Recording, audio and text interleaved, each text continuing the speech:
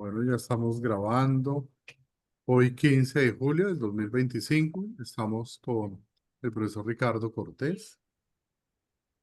Él es filósofo y teólogo, trabajador social, especialista en educación y orientación familiar, pedagogo, terapeuta familiar, docente universitario, consultor organizacional. Y eso es importante, autor de libros como, por ejemplo, Una pareja, dos miradas, Dar el lugar y Ser pareja. Eh, Tiene ese don, ¿no?, de poder comunicar de forma escrita, que eso es un trabajo que estamos necesitando también en este proceso de las constelaciones familiares y de la pedagogía familiar sistémica. Pues de verdad que te damos las gracias por participar de este equipo, de este sueño, y estamos en tus manos. Bienvenido, bendiciones. Estamos en las vísperas de la Virgen del Carmen en Colombia. Vale, vale. Así es. Bueno, quedamos en tus manos. Vamos a anclarte para que te veas mejor.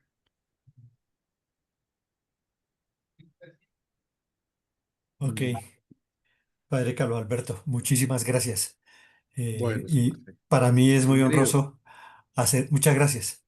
Para mí es de verdad honroso hacer parte de este equipo, mm, gracias a la corporación que anda en este proyecto pedagógico y que eso me hace a mí sentir como en mi salsa.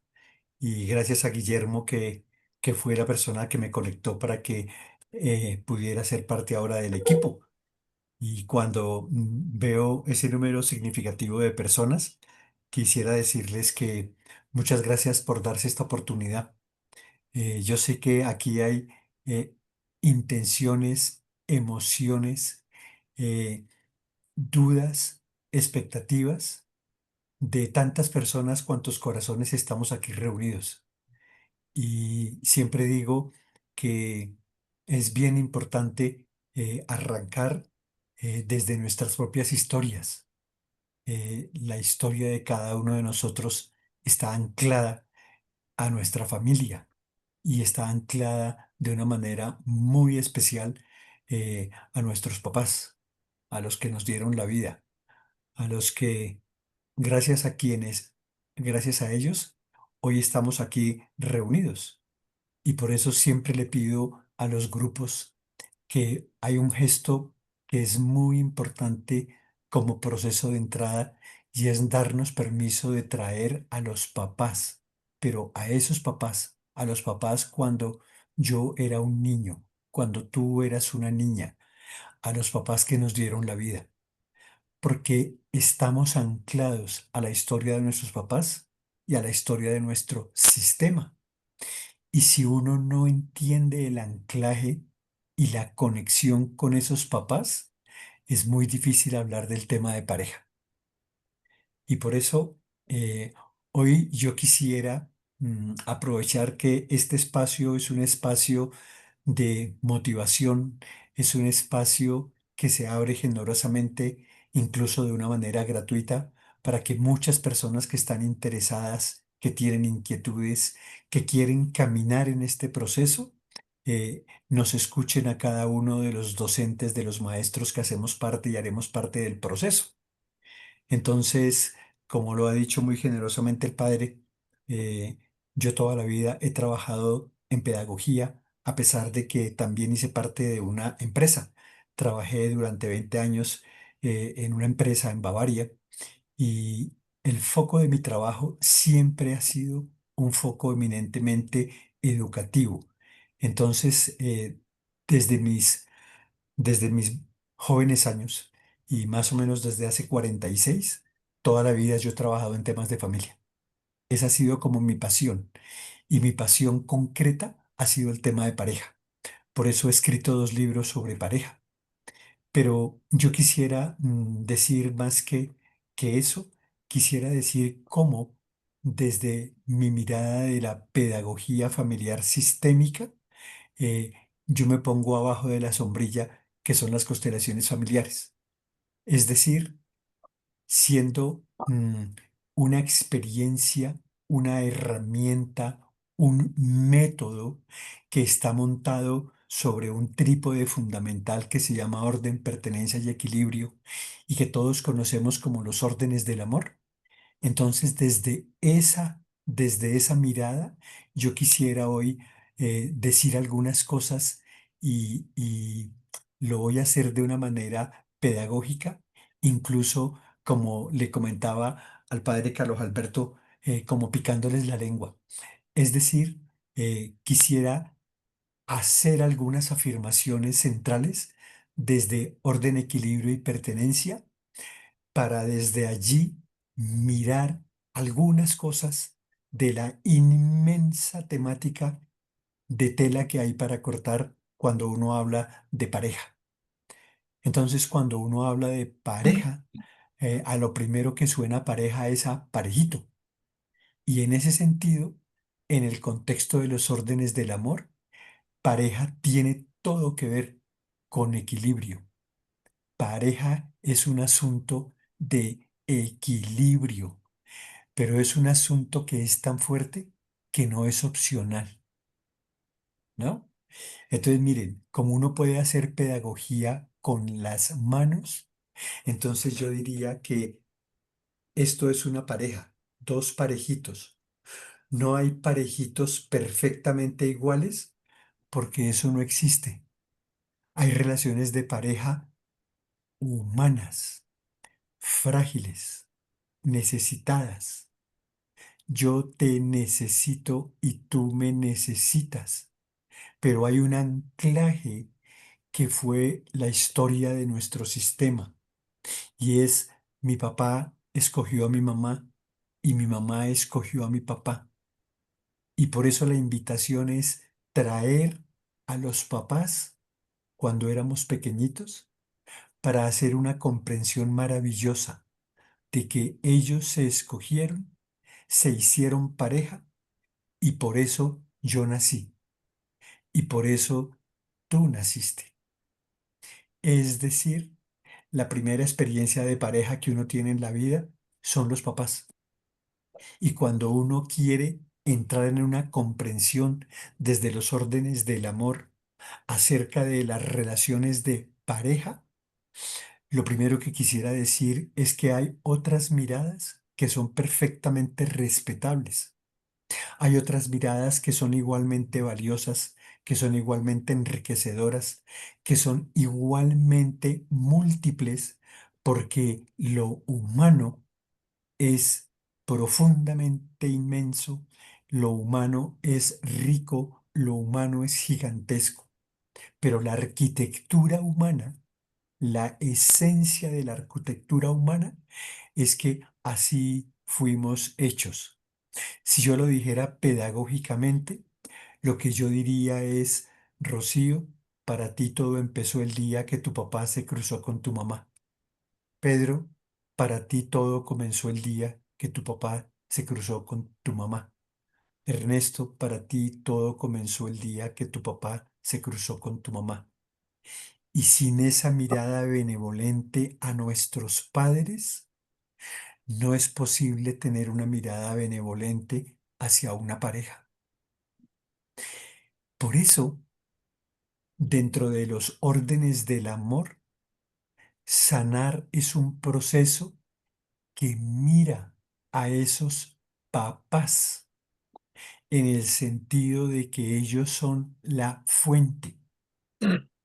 Dios usa caminos distintos para mostrar la dinámica de su amor que se continúa creando en el día a día de la existencia.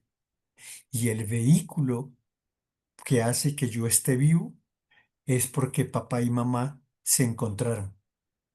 Y de muchas maneras yo le digo a la gente, cuando pienses en sanar, mira menos a tus papás ancianos o que ya se murieron y mira más a tus papás cuando eras un niño o una niña, porque gracias a ellos es que estamos vivos.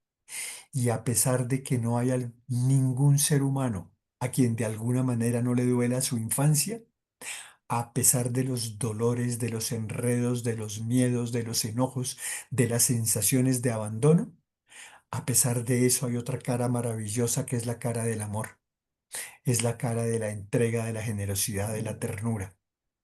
Mamá y papá me dieron la vida y de una manera misteriosa pero maravillosa, mi papá puso el 50%, mi mamá puso el 50% y de una manera misteriosa y maravillosa, los tres estuvimos en la barriga de mi mamá.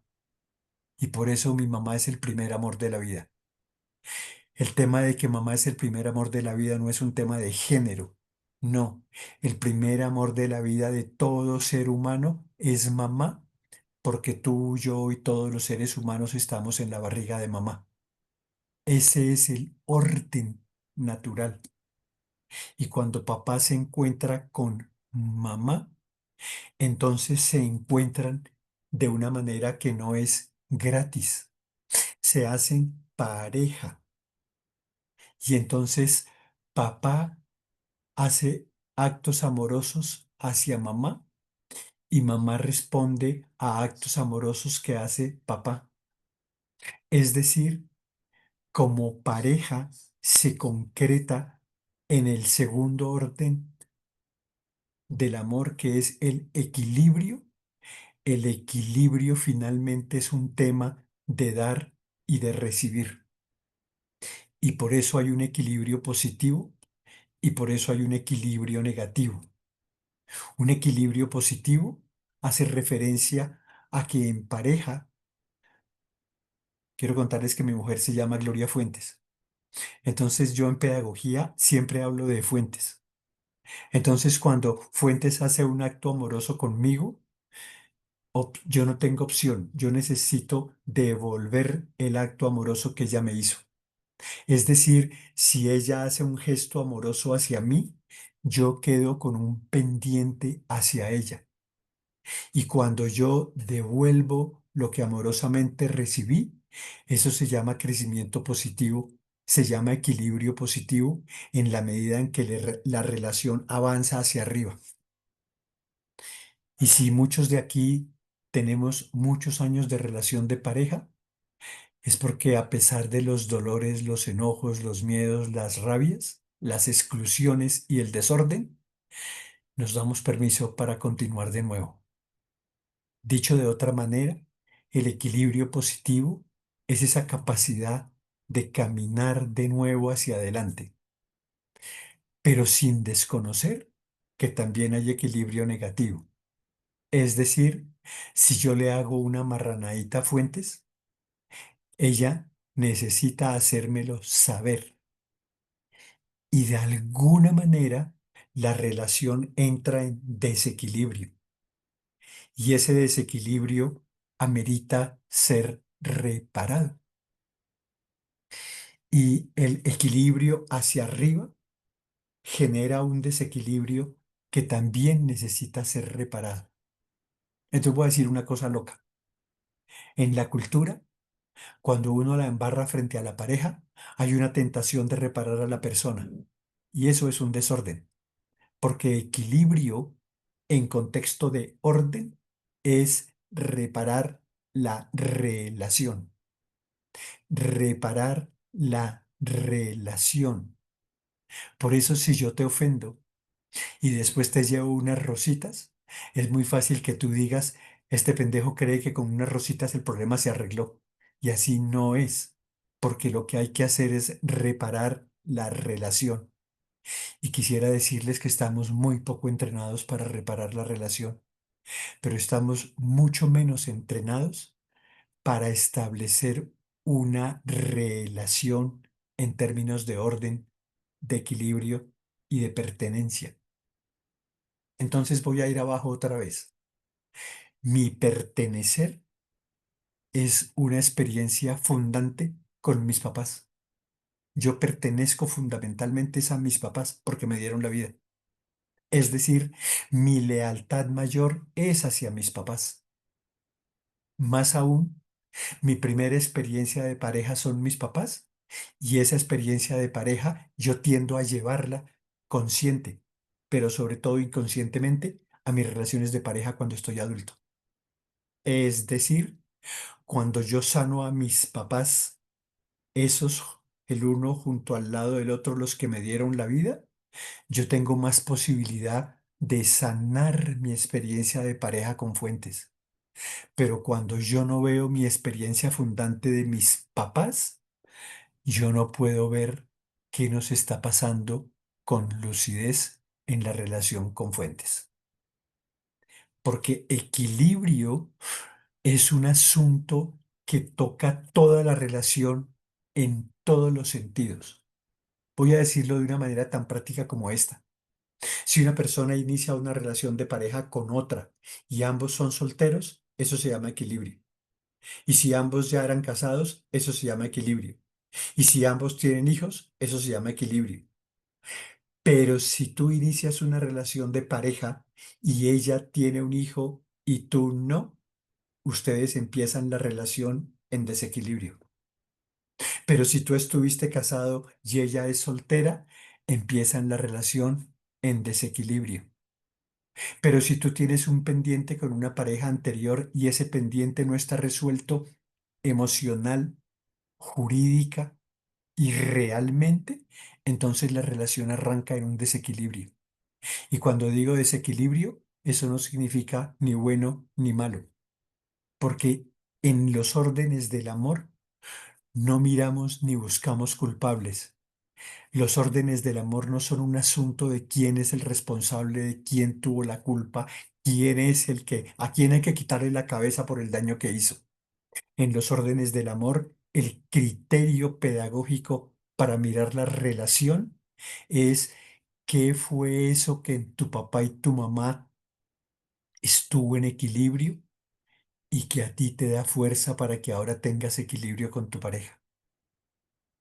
Pero la otra más fácil y sobre todo más dolorosa es esa que dice, qué duro que mi papá y mi mamá no prosperaran juntos.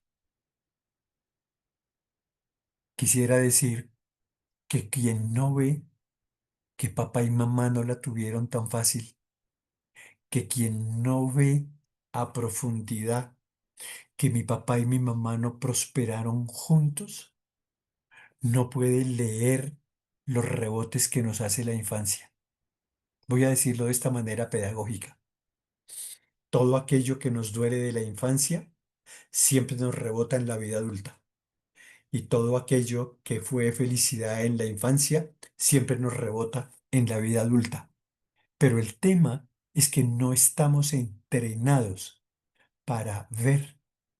Y por eso yo siempre digo que esta es mi varita mágica.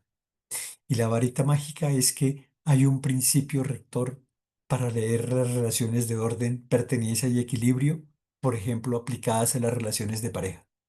Y la varita mágica se llama uno solo soluciona lo que uno ve y uno solo sana lo que uno incluye.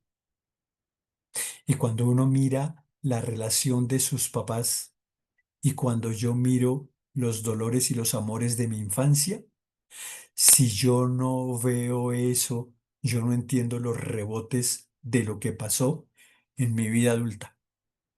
Voy a ir más lejos. ¿Cierto que todos estamos súper entrenados para el trabajo?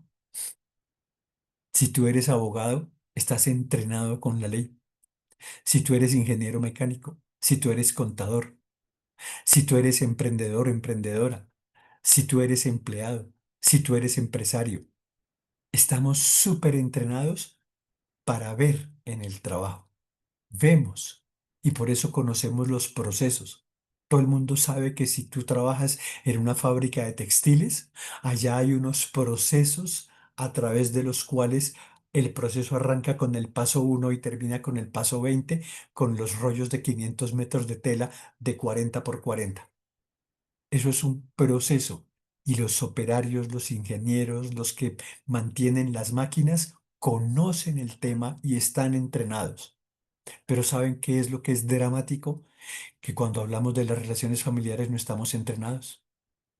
Entonces, si yo les dijera por qué puede ser bien interesante hacer parte de este diplomado, lo primero que quisiera decirles es porque es un entrenamiento para que aprendamos a ver que uno solo soluciona lo que uno ve y lo que uno no ve, uno no lo soluciona. Y si uno dice, ¿qué me pasa en mi relación de pareja hoy? Y yo puedo encontrar un anclaje a la explicación de eso, es en mi infancia. Pero mis papás no se juntaron gratis y mis parejas y yo tampoco. Entonces decía, muchas parejas arrancan en equilibrio y muchas parejas arrancan con desequilibrios, pero ni lo uno ni lo otro es garantía de que la relación perdure, de que la relación prospere, porque el equilibrio y el desequilibrio hace parte de la historia. Y por eso dije al comienzo, quisiera que todas las personas que estamos siendo parte de este proceso entendiéramos que si no le apuntamos, no le apuntamos desde nuestra historia, tu historia.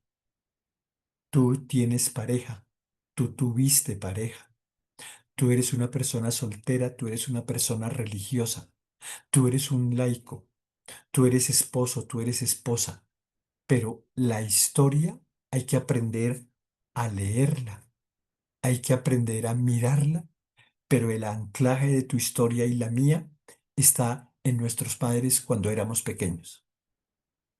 Entonces ahora, si ustedes me permiten, yo les invito a que tratemos de visualizar ejemplos de equilibrio o de desequilibrio en una relación de pareja. Entonces, miren, mi invitación es, arranco yo.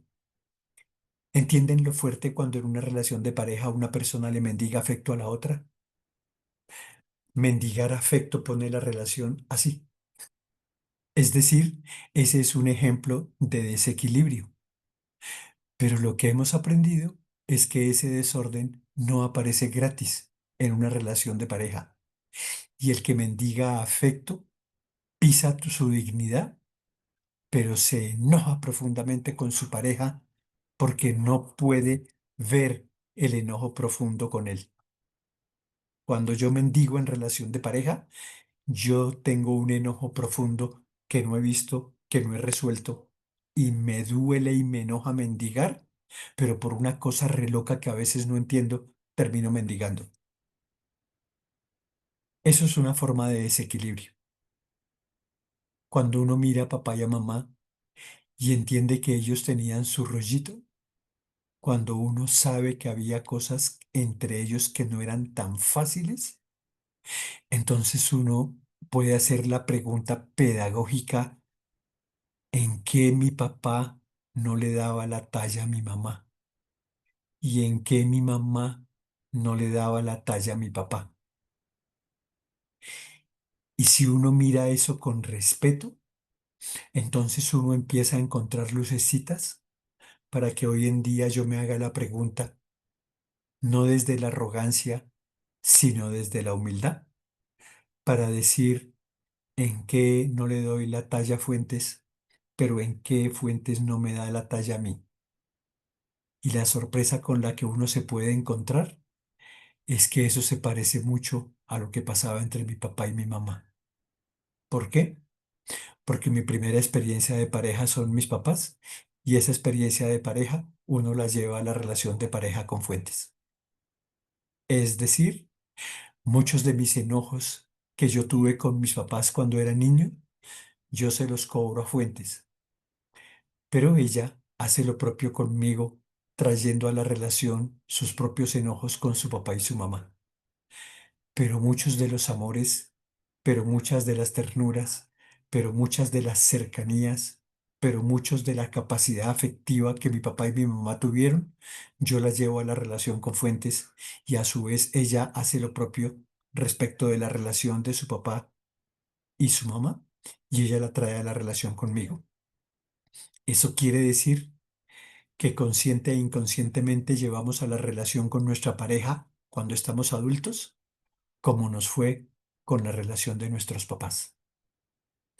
Y a veces de adulto uno tiene una sensación que está también anclada en la infancia y es cuando por mi propia historia, dentro de mis dolores, yo no me sentía suficiente para mi mamá o no me sentía suficiente para mi papá. Y por alguna cosa loca, yo me preguntaba, ¿qué más tengo que hacer para tenerlos contentos? ¿Qué será lo mal que estoy haciendo que nunca los tengo satisfechos? ¿Por qué será que siempre me faltan 5 para el peso con mis papás? Pero ¿saben cómo rebota eso cuando uno está grande? Que uno empieza a preguntarse, ¿quién no me da la talla o quién sí me da la talla? Entonces uno se hace la pregunta, ¿cómo era eso entre mi papá y mi mamá? Pero ¿cómo es eso en tu historia de pareja? Si tú tuviste una pareja, incluso con la que no te casaste y no tuviste hijos, pero esa persona hace parte de tu historia, tú podrías preguntarte hoy si el tema con ella quedó resuelto, en qué tú sentías que no fuiste suficiente, pero en qué tú sentías que ella no te dio la talla. Y si tú puedes detectar en qué no le diste la talla o en qué ella no te dio la talla, es muy probable que tú empieces a reconocer una emoción que se llama enojo. Cuando yo de niño sentía que papá no le daba la talla a mamá, yo me enojaba profundamente con mi papá, pero a veces me enojaba más con ella por permitirlo.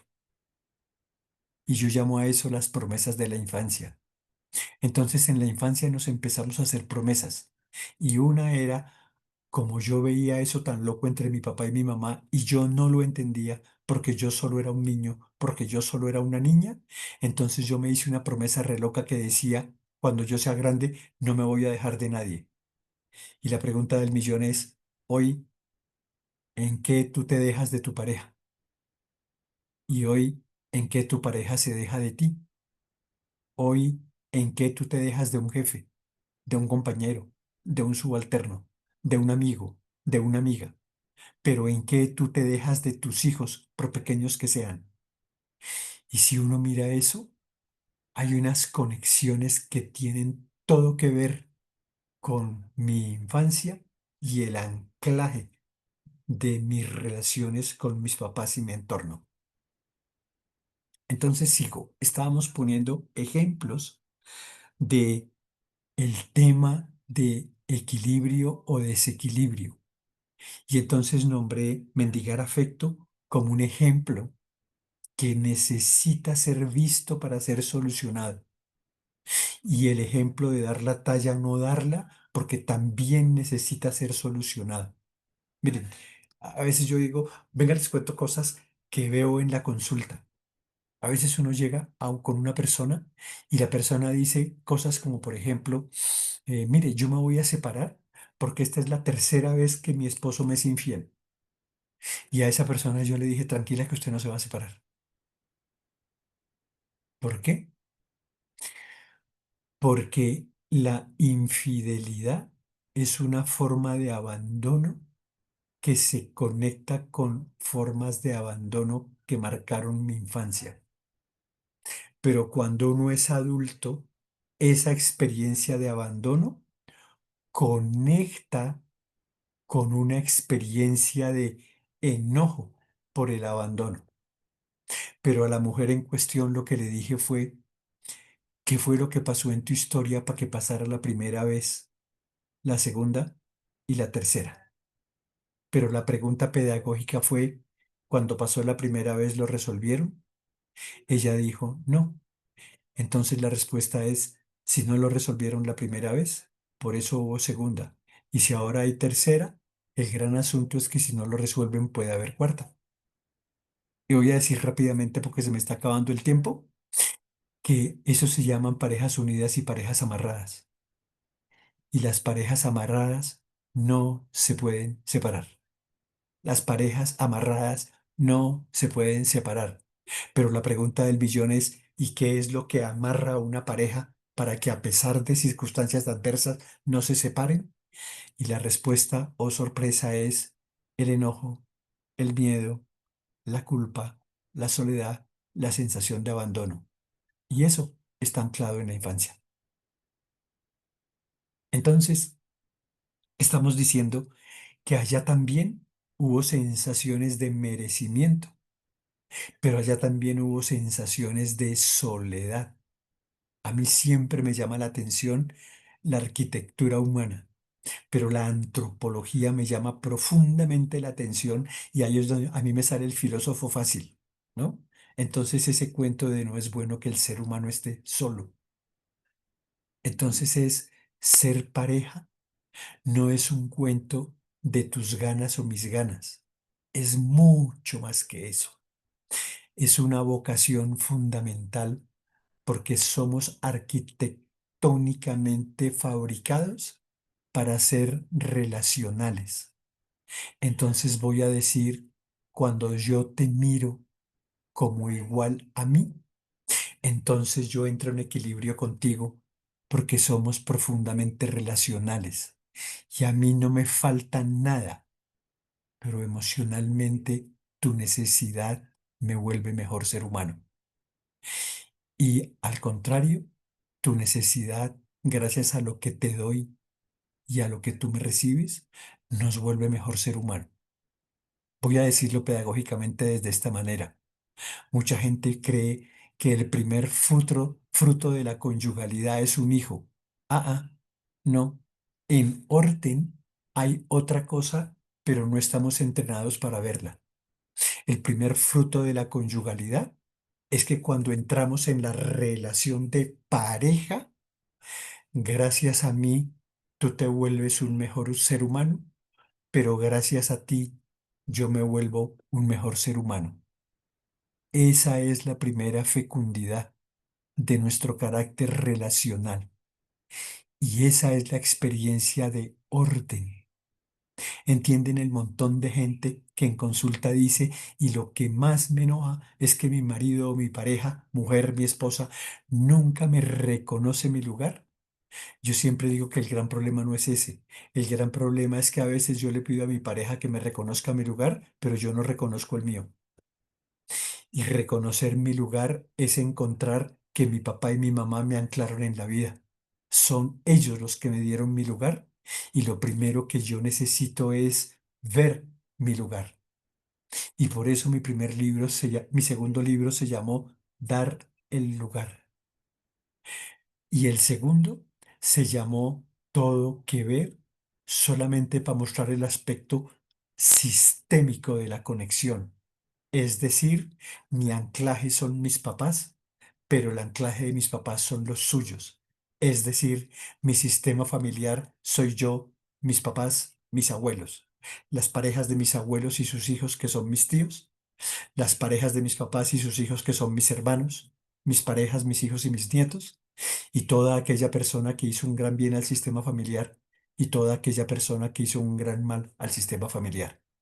Y en ese contexto, uno puede entrenarse para leer las conexiones sistémicas por las cuales, gracias a Dios, yo tengo una pareja, pero por las cuales yo respeto que el único camino para realizarse no es solamente teniendo una pareja, porque son muchas las vías para que el carácter relacional humano se enquiste existencialmente en un estilo de vida distinto según las personas, según los corazones, según las culturas. Pero hay un hecho central y es que la especie supervive gracias a la pareja. Es decir, el vehículo de la vida siempre son los papás. Por eso hay gente que cree que domina cuántos hijos quiere tener. Ah, ah, eso es, hay una cosa que es superior. La fuerza de la vida es muy superior a lo que tú controlas. La fuerza de la vida se traduce pedagógicamente en que cuando la vida va a pasar, con tu gusto o tu disgusto, la vida pasa.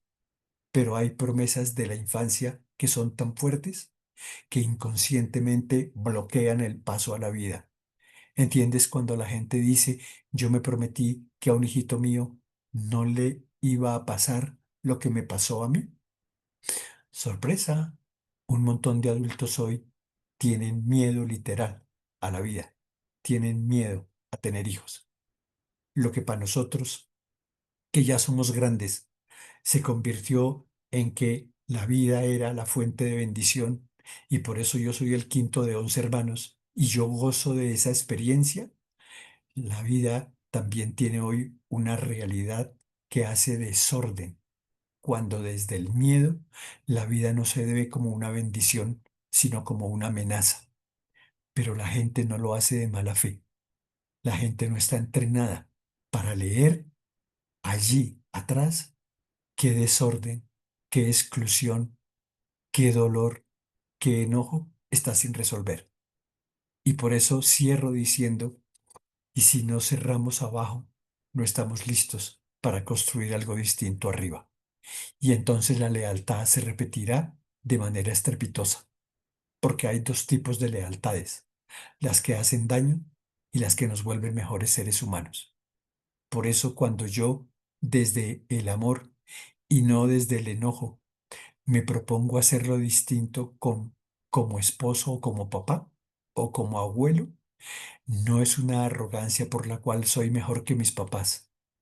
Es un proceso de sanar humildemente, gracias al cual, sintiendo, mirando, pero dando la oportunidad de reconciliar mi historia, yo me doy permiso de hacerlo distinto de una manera amorosa. Es decir, sanar tiene que ver con administrar el enojo. Y el enojo, en mi opinión, es el mayor desorden de nuestra infancia cuando éramos niños o niñas, pero no sabíamos, no entendíamos muchas cosas. Simplemente lo que llegaba nos apachurraba.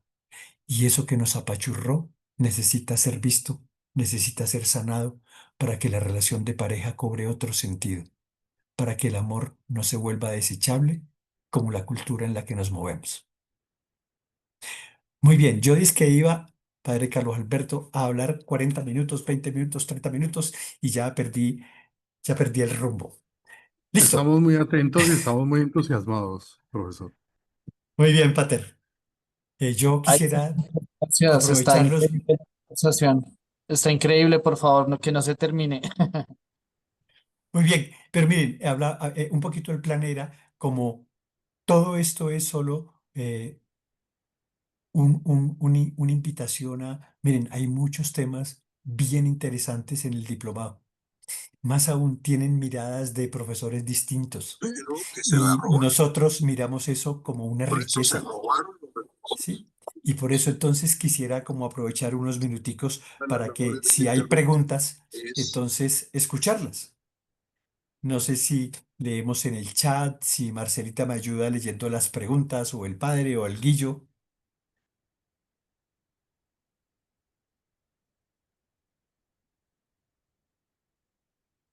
al momento hay agradecimientos, pero los invitamos para que formulen sus preguntas respecto a pareja.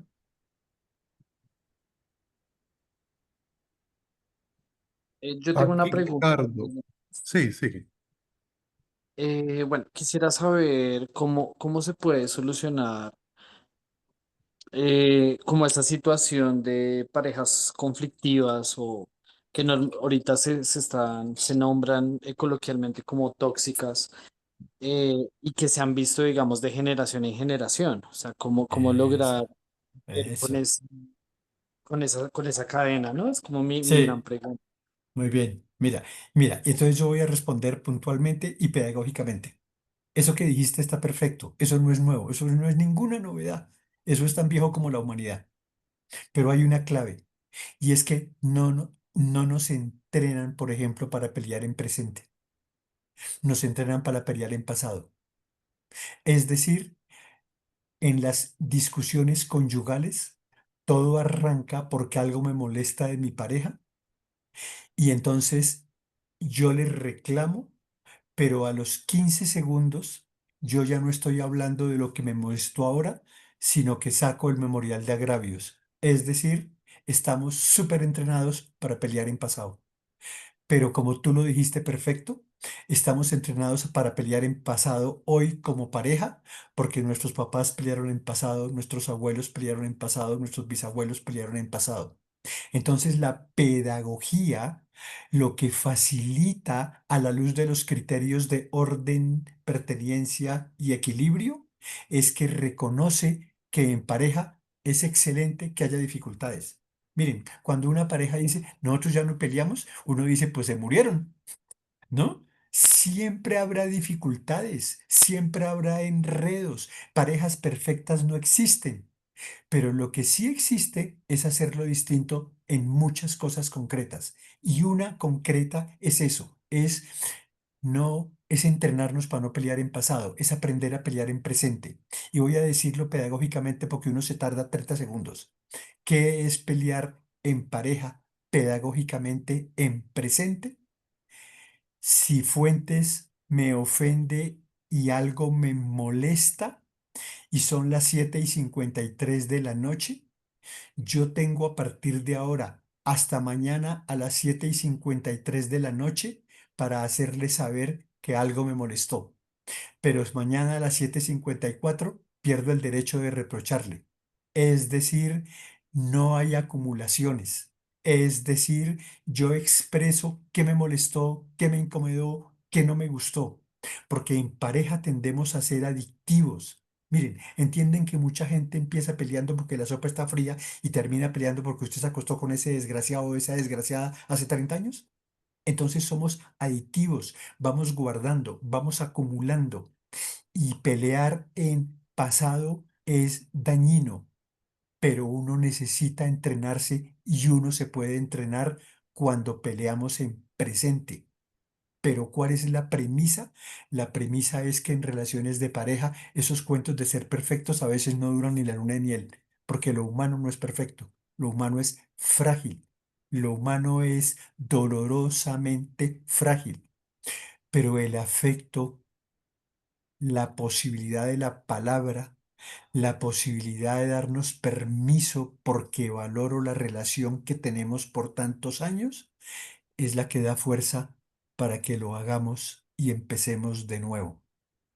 Entonces sí hay maneras de romper lo que generacionalmente nos han entrenado y eso tiene expresiones que abarcan no solo las discusiones, sino, por ejemplo, lo que es más doloroso en la vida familiar, que se llama la violencia. La violencia, ese será un capítulo que miraremos con lupa y con una propuesta pedagógica que reza así. A los hijos se los puede educar con amor, firmeza y cero golpes, pero el requisito para hacerlo es que yo sane las violencias de mis papás y me dé permiso de renunciar a las violencias para con mis hijos. Pero eso no pasa si yo no lo hago primero conmigo, con mis papás y con mi pareja. Ujú. Muy bien. Ricardo, aquí hay otra pregunta que da para mucho.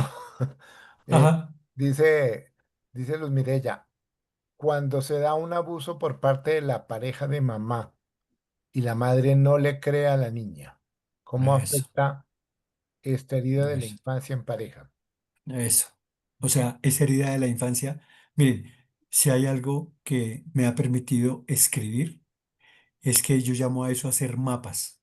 En el diplomado lo contaremos más explícitamente, pero hacer mapas es como leer el corazón de los dolores, por ejemplo, de las personas abusadas. Entonces, mapeamos eso. Es decir, nos damos pedagógicamente el permiso de leer qué fue lo que pasó. Entonces, miren, voy a decirlo rápidamente. Para sanar un abuso, el primer paso es verlo.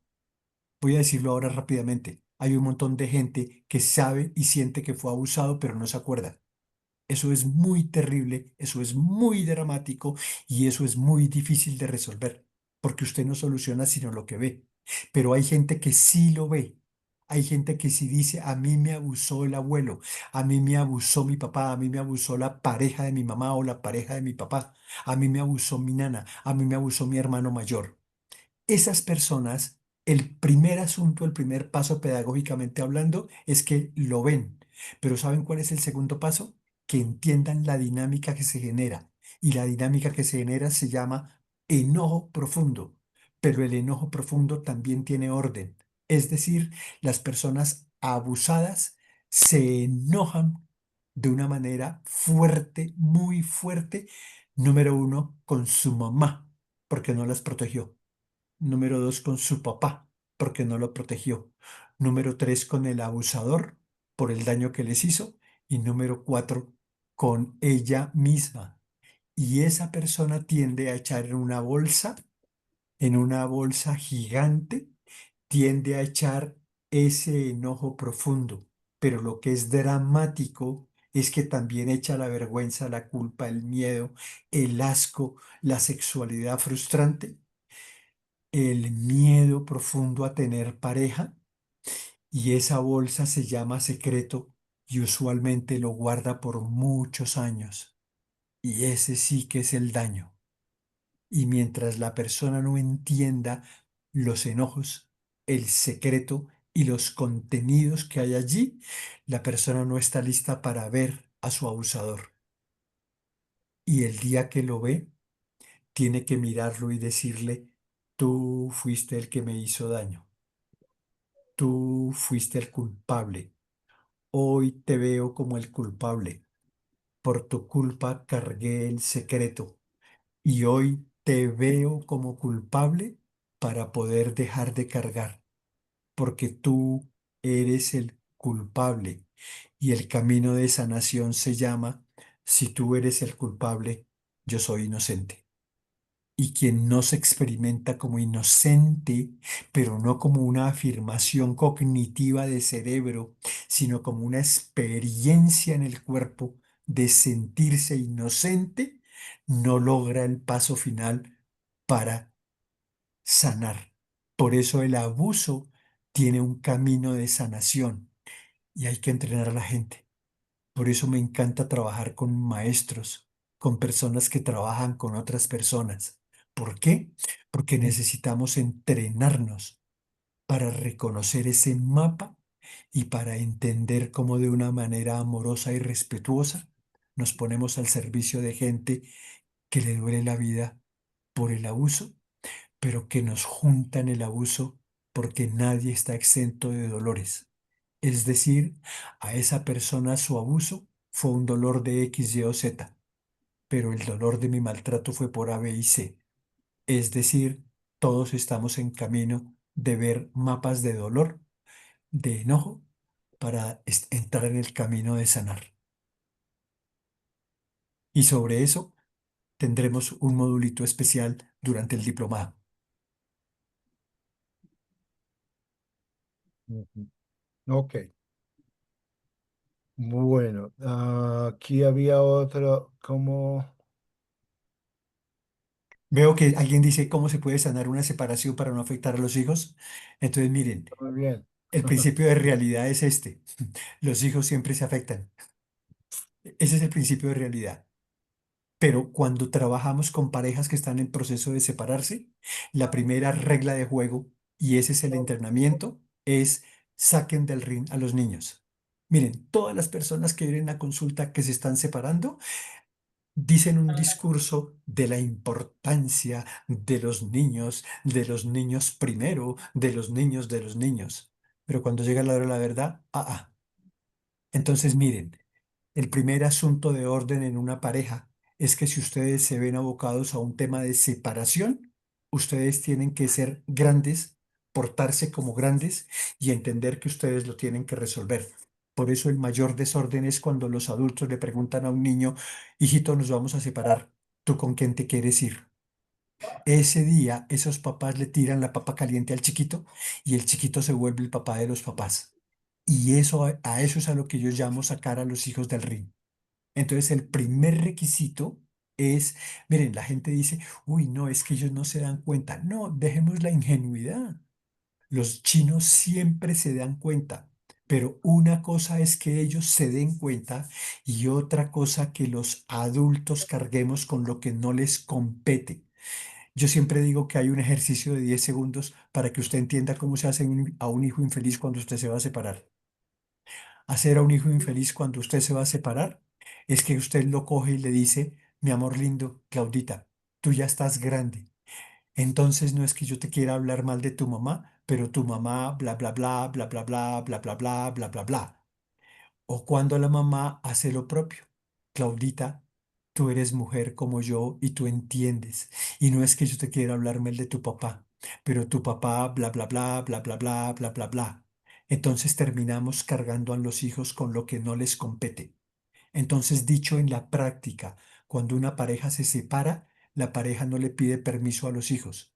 La pareja les cuenta que a pesar de que papá y mamá no logramos conciliar lo de nosotros, siempre yo seré el mejor papá posible para ti y tú siempre serás la mejor mamá para ti. Es decir, garantizarle a los hijos que no somos perfectos, pero que a pesar de la separación, siempre seremos papás. Y por eso lo más terrible es que el lugar emocional más seguro para un niño cuando sus papás se separan, el lugar más seguro no es la mamá, es quien de los dos esté menos enojado. Y usualmente quien está más enojada es la mamá. Entonces voy a llevarlo a la práctica.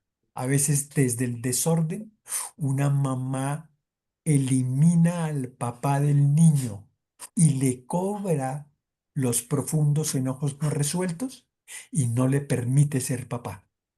Y entonces el papá hace lo propio. Y ahora voy a decirlo de esta forma.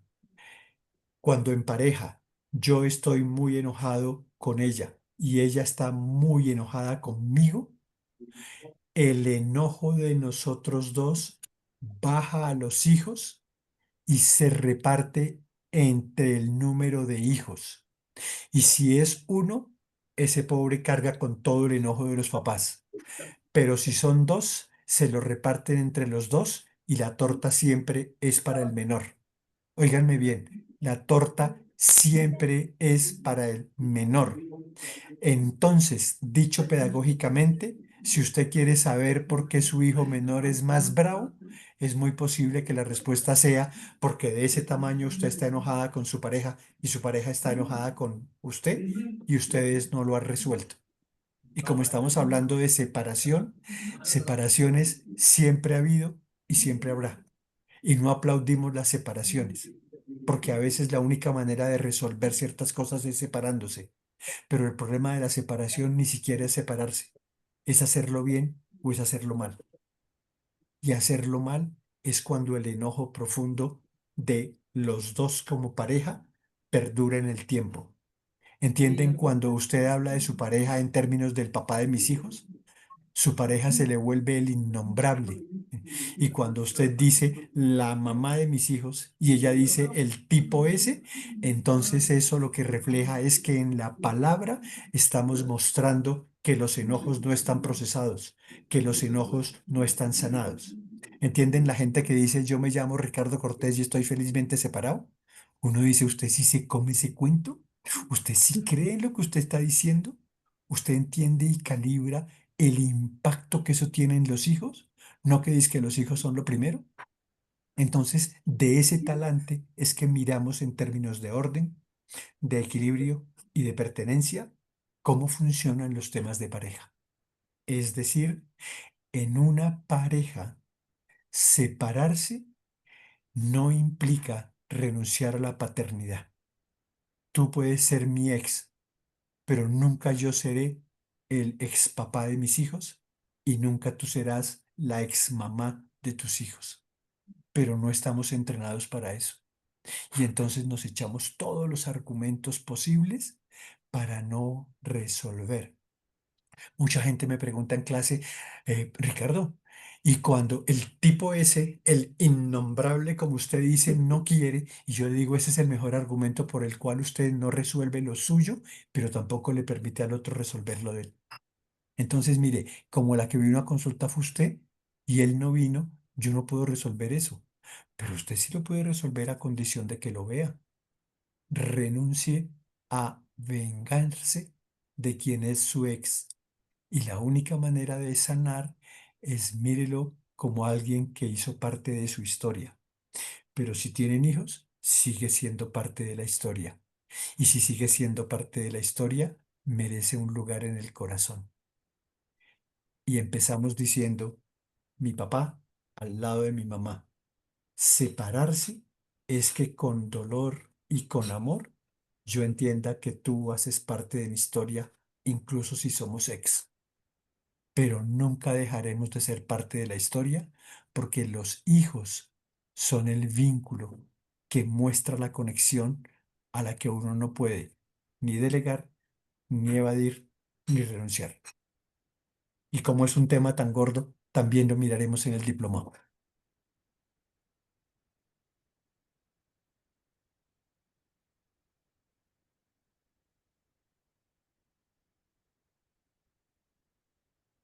Eh, Buenas noches. Una pregunta, Ricardo. Y cuando las personas, cuando se habla de recordar lo de papá y mamá, y hay personas que no recuerdan realmente nada de la Eso. infancia, que se niegan a recordarlo, Mírame, ¿qué mírame, pasaría ahí? es que no se niegan. Es que la gente cree que eso es de mala fe. Es que a usted no le da la gana de acordarse. No, No, no. mira, es que No. es esto. Es todo lo que nos duele de nuestros papás cuando éramos niños fue tan fuerte que todos de alguna manera lo metemos debajo del tapete y todos terminamos haciendo Alzheimer infantil.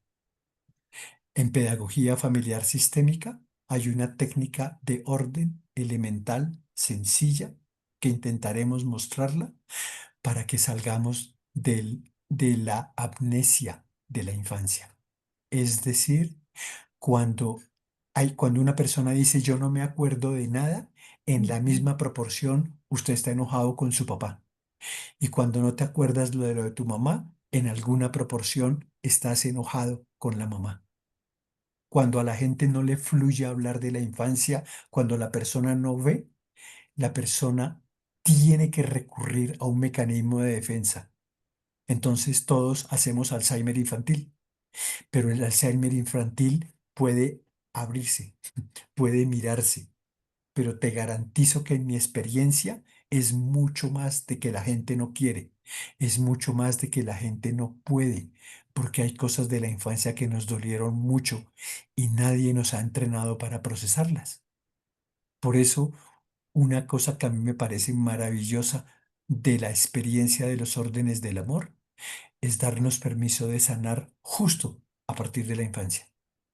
Darnos permiso de sanar es esto, es dejar las quejas con mis papás grandes o que ya se murieron y como adulto mirar mi infancia con otros ojos, para que a veces como hacemos cuando estamos adultos, lleguemos a la conclusión de respeto y amorosa de que mi papá y mi mamá hicieron lo mejor que pudieron a pesar de. Y si me abusaron, me maltrataron, me excluyeron, mi mamá tenía preferencias, mi papá tenía violencias. Había muchísimas razones para el enojo, pero ese enojo se vuelve sistémico y eso es lo que hay que romperle la cabeza al tema. Es ser capaz de ver qué fue lo que pasó a profundidad. Pero entonces, al final del día, sanar es honrar a los que me dieron la vida y dejar de cargar lo que ahora sí puedo ver de mi infancia, que fue tan doloroso, que fue tan difícil. Porque más aún, muchas veces los dolores de la infancia no están amarrados a lo que mi papá o mi mamá hicieron, están más amarrados a las emociones que me dispararon en mí. El ejemplo más simple es si mi mamá tenía que irse a trabajar. Hoy yo entiendo que mi mamá tenía que ir a poner el pecho porque papá no estaba. Pero lo que yo no entendía cuando era niño era que yo tenía una sensación de abandono. Y esas sensaciones de abandono, usted no se imagina cómo las llevamos a las relaciones de pareja. Es decir, hay un montón de gente que prefiere pelear en la relación de pareja porque prefiere pagar el precio de no quedarse solo. No es bueno que el ser humano esté solo, pero solo tiene un carácter relacional que tiene una pista que se llama amor, pero tiene otra que se llama miedo y enojo. Y si uno no ve, no sabe por dónde camina. Es decir, muchas veces hay cosas que hay que mirar con misericordia. Por eso para mí un principio sagrado es cuando ayudamos a otras personas, si yo no veo en esa persona a su papá y a su mamá, yo realmente no ayudo. Yo sería mucho más eficiente si al ver a Gloria Inés, en cualquier dificultad que ella me comparta, yo miro a su papá y a su mamá, porque uno es mi papá y mi mamá. Elsa es su papá y su mamá. Carolina es su papá y su mamá. El padre es su papá y su mamá. Alexa es su papá y su mamá. Y de una manera maravillosa y misteriosa, los tres estuvimos en la barriga de mamá. Y voy a cerrar diciendo, quien no ve la relación con el primer amor de la vida y no la procesa, no está listo para ser próspero en la relación de pareja. Ese temita es más complejo, pero ya habrá tiempo para que lo miremos a profundidad. Muchas gracias. Gracias, Elsa, por tu pregunta. Gracias.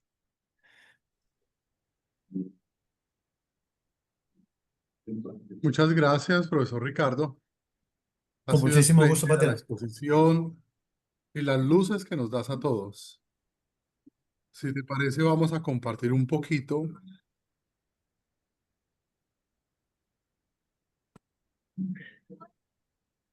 Aquí me confirman si están viendo, por favor.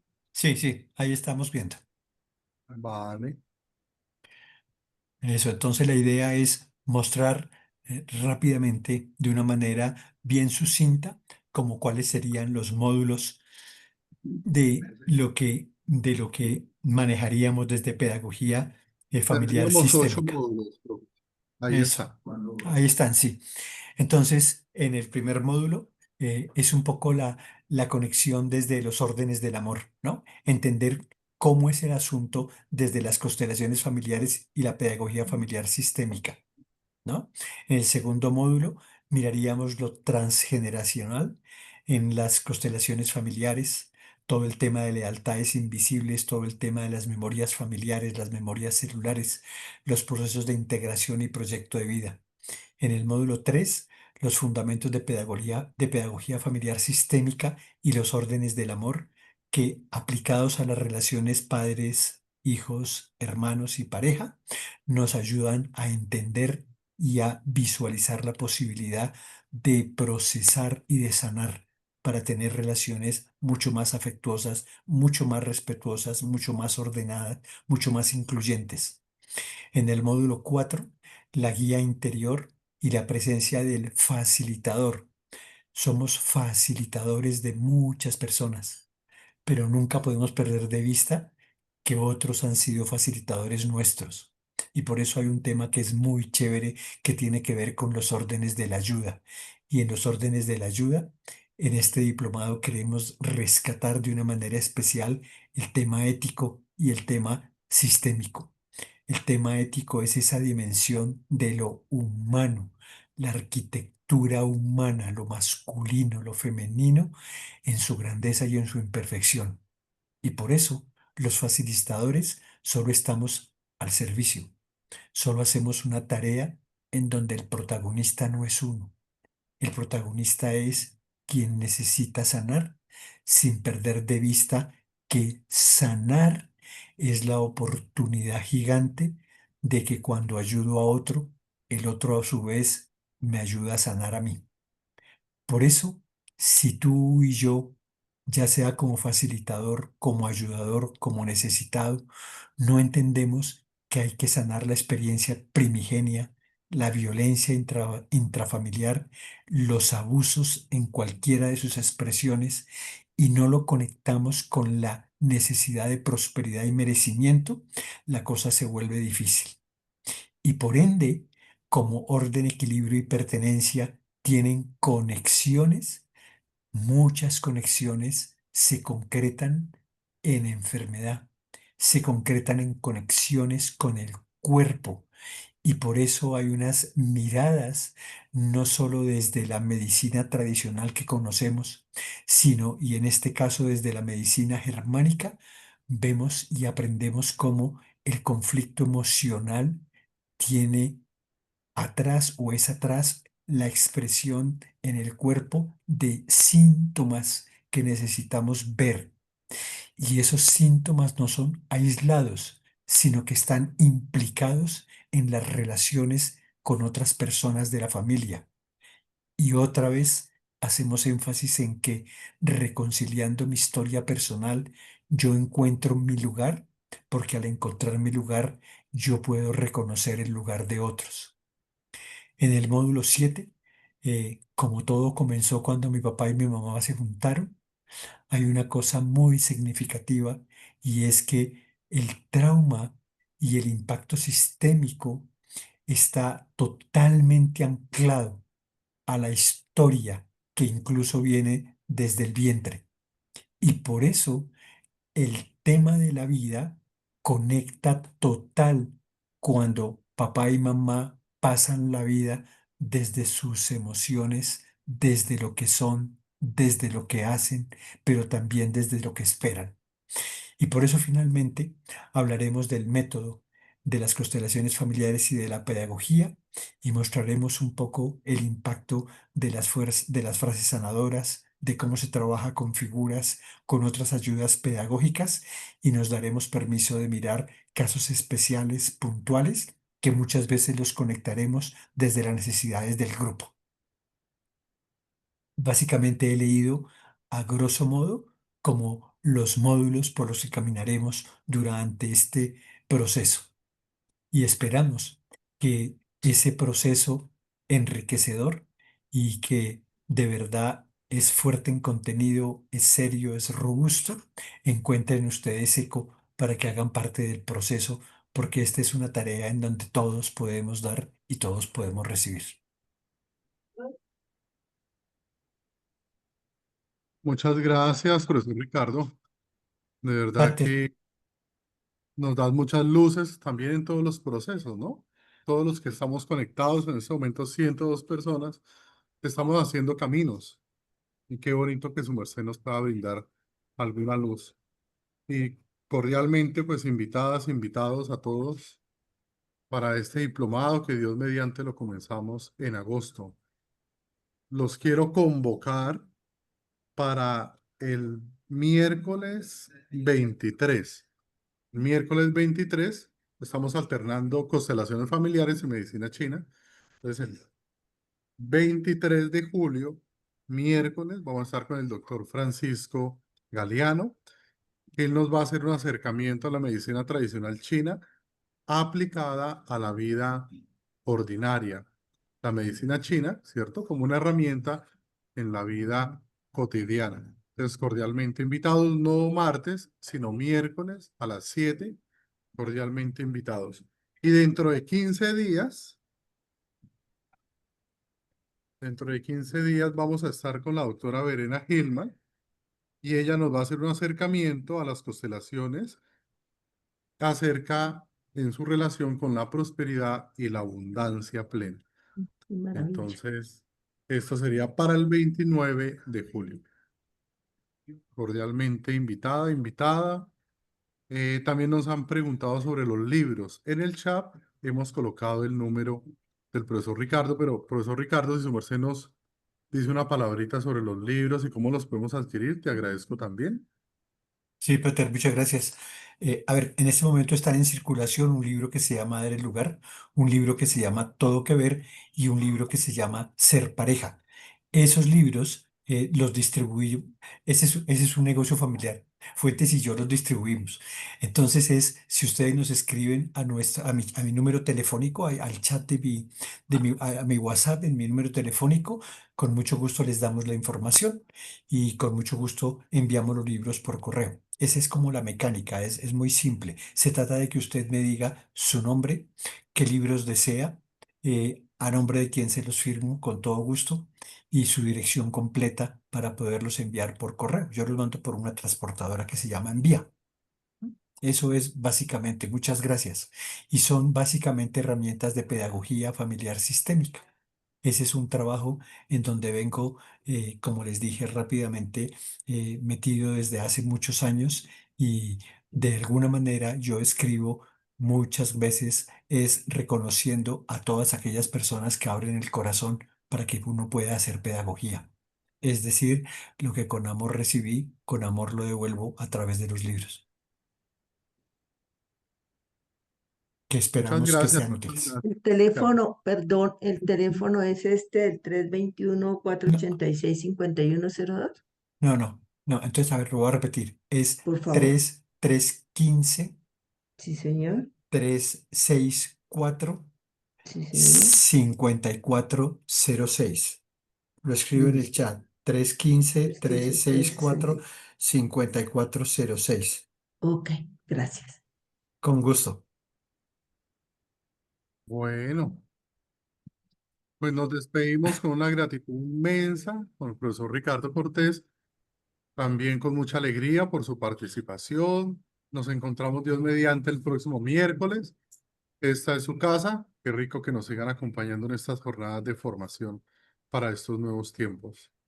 Bueno, Marcelita, ¿quiere decir algo? Ese videito que Hola, buenas noches para todos. Pues nada, bienvenidos a su casa, como dice el padre, Unión Brelamana. Cualquier duda o pregunta que ustedes tengan, pueden comunicarse al 301-708-1812. También en el chat pues les dejamos el PDF de esta formación, más sin embargo, si llegan a tener alguna otra duda, pues igual por chat la resolvemos. Muchas gracias. Muchas gracias. También le agradecemos al doctor Guillermo que nos estuvo acompañando. Bueno, Dios te pues, bendiga inmensamente. ¿Quieres decir una palabrita antes de irnos? no, muchísimas gracias, padre. Y de nuevo, pues la invitación a, como pueden ver, con estos brochazos que estamos dando de las temáticas, pues esperamos que se generen muchas expectativas acerca de aprender acerca de esta visión tan eh, clarificadora, tan sanadora también acerca de la vida, pero también con una visión muy ética. Nosotros eh, insistimos mucho en la cuestión de la ética en cuanto al nombre de constelaciones familiares y pues el nombre de pedagogía familiar sistémica, pero muchas veces encontramos que la gente habla de constelaciones familiares como de cosas que no son o hacen cosas que no son. Entonces, nuestro interés, eh, que lo hemos manifestado desde el año pasado en el primer diplomado, fue en... Ay, no, no tengo video. Fue... ¿Aló? ¿Me escucho? Te Sí, te estamos escuchamos. escuchando. Fue hacer énfasis en una formación con muchas fortalezas teóricas, con mucha fortaleza práctica y con mucha de la ética. Entonces, bueno, esperamos que con este gran número de asistentes tengamos muy, muy buena, muy buena acogida para este año, padre. Sí, sí. Pues, tengo problemas aquí con Sí, con la cámara. la cámara, yo no sé por qué se apagó. Y, y todo me dice, los veo a ustedes también quietos. Debe ser mi señal.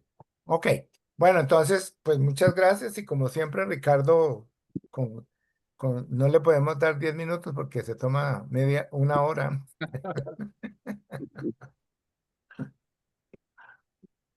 Muchas gracias. Muchas gracias por todo. Bueno, muchas gracias a todos y a todas por esta participación y muchas gracias a Dios también por este tesoro que nos da el profe Ricardo Cortés. Muchas Muchas gracias, profe. gracias, padre. Buena Muchas noche. gracias. Muchas Padre, gracias. Muchas Nos vemos gracias. pronto. Dios los bendiga. Mil Bendiciones. gracias. Gracias, doctor Ana y a Ricardo. ti Gracias, también. padre. Gracias, Muchas doctor gracias a Ricardo. todos. Excelente noche. Bendiciones. Muchas Gracias, gracias. Ricardo. Muchas gracias. Muchas gracias. Chao. Que Un la Virgen abrazo. del Carmen los bendiga. Amén. Muchas Muchas gracias, gracias, padre. padre. Muchas gracias. Muchas gracias para todos. Dios los bendiga.